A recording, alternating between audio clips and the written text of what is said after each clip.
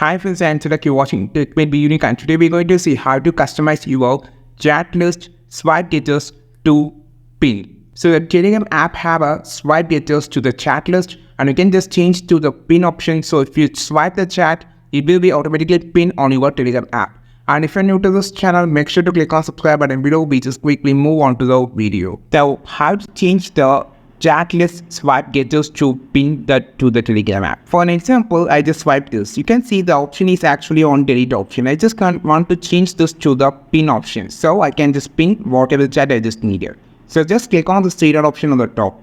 Now just go inside the setting option. After going inside the setting option, you just need to click on the chat setting here.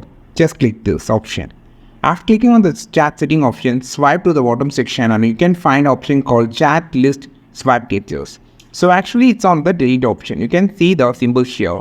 We just scroll the sideways and just change to pin. Now it's now changes to pin, so just come back. Now just try to swipe it. You can see an option called pin. So if I just swipe it, it automatically pin the option. If you just swipe it, it will be unpinned.